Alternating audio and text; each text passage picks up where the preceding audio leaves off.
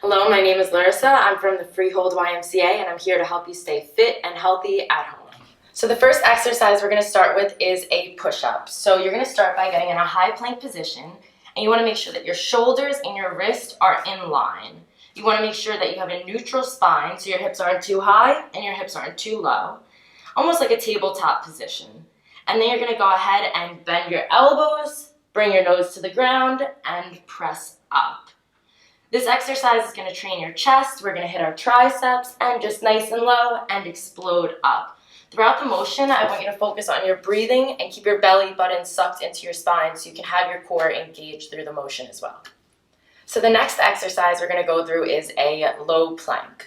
So you're going to go ahead and get on the floor onto your forearms. You want to make sure your shoulders are in line with your elbows. You don't want to be too far back, and you don't want to be reaching too far forward. You want to have everything nice and evened out. I want you to remain neutral with your spine, and you're just going to go ahead and suck your belly button into your spine and hold. Again, you want to focus on your breathing, and you want to have a tabletop position with your spine. Typically, I like to hold the plank for 30 seconds to a minute, and I always like to try to hold it for a longer amount of time. The next exercise we're going to go through is called a pronated row. This is going to hit the muscles in your back. You're going to go ahead and lay on your stomach. Elevate your feet and point them outwards, and I just want you to reach forward, pretend like you're reaching for something, and reach back. Focus on squeezing your shoulder blades together, and go ahead and repeat the motion. Reach forward and reach back. The next exercise we're going to go through is called shoulder taps. So you're going to go ahead and get into that same high plank position. You want your spine neutral, your shoulders in line with your wrist. You want to suck your belly button into your spine, and you're going to go ahead and lift one arm, tap one shoulder, and lift your other arm and tap your opposite shoulder. The key to this exercise is you want to try to stabilize your hips as much as possible. The more you rock with it, the less core engagement you're going to get. So just focus on stabilizing those hips, belly button sucked into your spine, and focus on tapping your shoulders. The next exercise we're going to go through is called a military plank, but it's also referred to as a moving plank. You're going to go ahead and get into your low plank position. Your feet are out, your belly button is sucked into your spine, and you want to rest on your forearms. With this exercise, you're going to alternate into a high plank position, keeping your core nice and tight. Again, I can't stress that enough.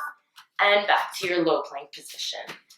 This is an exercise I like to typically try to do for 30 seconds to a minute. The next exercise we're going to go through is a bicycle crunch.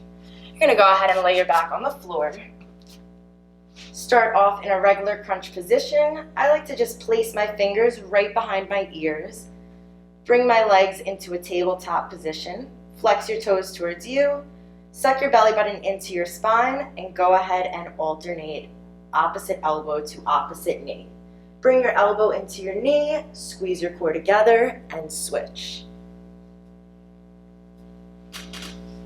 So the next exercise we're going to go through is a regular squat. So what you're going to do is you want to make your feet about shoulder width, a little further than shoulder width apart distance.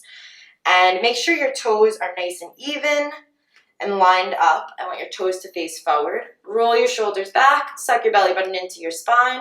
I want you just to break at the knees and drop nice and low at the hips. So first focus on bending the knees nice and low, and then pop your hips back like you're sitting in a tiny chair. I'm going to show you a squat from a side view because another thing I want you to focus on is keeping your knees in line with your toes. You never want your knees to go over your toes. That's why you want to focus your body weight on sitting back. Make sure your knees are lined up with your toes. Explode up, push your quads forward, and squeeze your glutes together. The next exercise we're going to do is a wall sit. A wall sit's going to hit your quads. That's where you're going to feel it. It's going to help strengthen them. It's going to work on your stability muscles. So let's get started. So for the wall sit, all you need is a wall, and you'll go ahead and keep your back stand straight up against the wall as a starting position. Then I like to bring my feet forward, just like we did for the squat. And you want to bring your body down nice and low. You want to pretend that there's a small chair right behind you and you're leaning into it. You want to watch out that your knees are in line with your toe, and sit down nice and low and just hold. Keep your core nice and tight and focus on your breathing. So next I'm going to show you guys how you can progress an exercise. If an exercise feels too easy, I want you guys to go ahead and grab a gallon of water. You can grab one or two, one for each hand, or if 1 gallon of water is enough, you can go ahead and hold one. A gallon of water is about 8.5 pounds. Exercises you can do with a gallon of water is your typical squat. Another exercise you can go ahead and do with a gallon of water is a bicep curl. Just focus on squeezing your bicep together, keep your elbow nice and tight to your body, and stand up nice and straight. Whenever you're doing a standing exercise, you want to have a slight bend in your knee so your knees aren't locked out. It's just a little bit more protective on your joints. Another exercise you can do with a gallon of water is a shoulder press. Press up, keep a slight bend in that elbow, again to be protective of the joint, and bring it right down to a 90-degree angle.